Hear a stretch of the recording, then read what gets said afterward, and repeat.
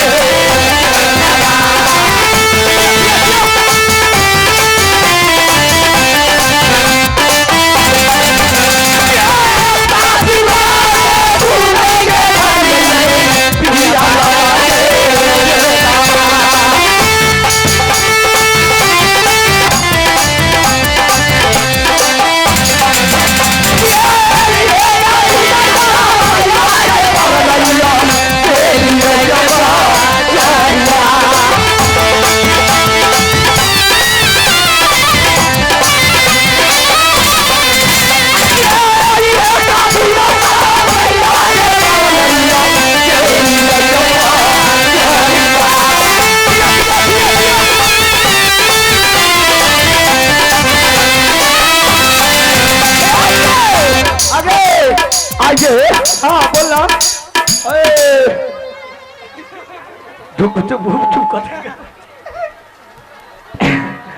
एक दिन के समय पर लाई बाजार गेली। हेलो एमे साउंड कम कर दिला हो।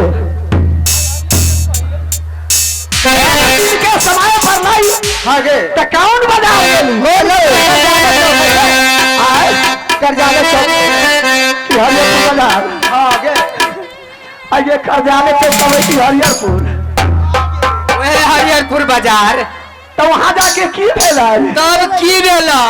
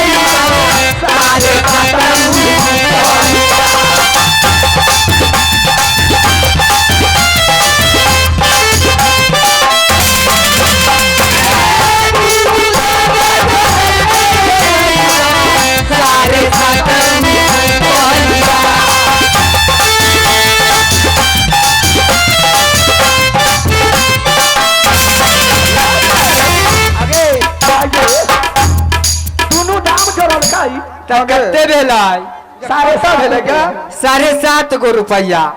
आ तब की भेलाई तब की भेलाई हेलो हेलो आगे पीछे बाजार में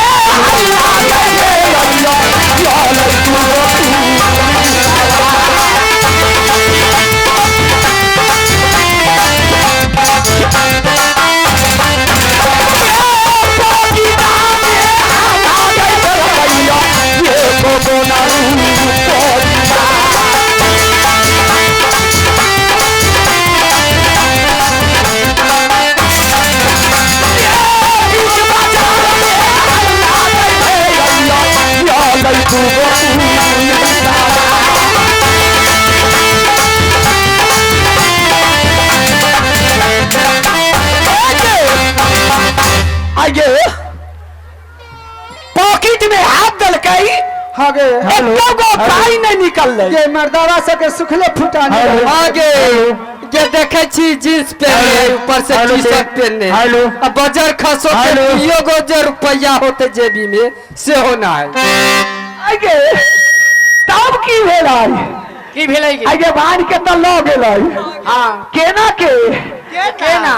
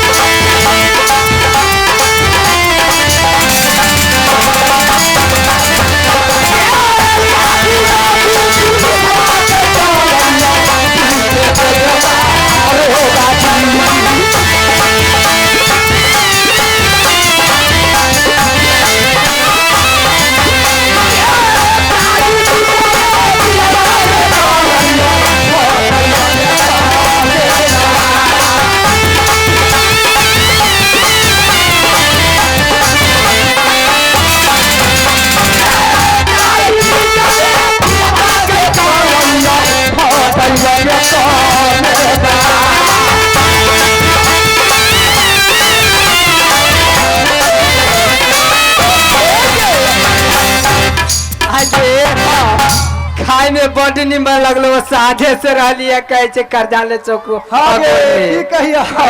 ये बाजार में घूम घूम के हां बुझले हां सुख देखलिए एक रानपुर वाली के आ तू लाए आइए सबसे बाजार के तो चाट गेली 4 बजे आके तू तोरा देखलिए ओए ओकरा जोरे जोरे घूमै आइए छूट नहीं केना छोड़ दे सब कैसा है छे गए छूट नहीं केना 6 सहेली छे ये 6 सहेली से फाट लगा दे बुझले हां आ दुल्हा तो अपने छूट जाता फाट लगो हां फाट लगा भी कि छूट जाता ये तू क्या टपाई देवी चल हेलो आई जे हमरा कहे छै हम 15,000 रुपया देबो छाप गिरा ले तोहर दुकान नहीं चले चुकी देखी लब टाइम लागल है से तो छाप गिरा के रखिए चल तू क्या देवी हम तो 50,000 रुपया देंगे ये तो सेटर खोल के रखिए बहुत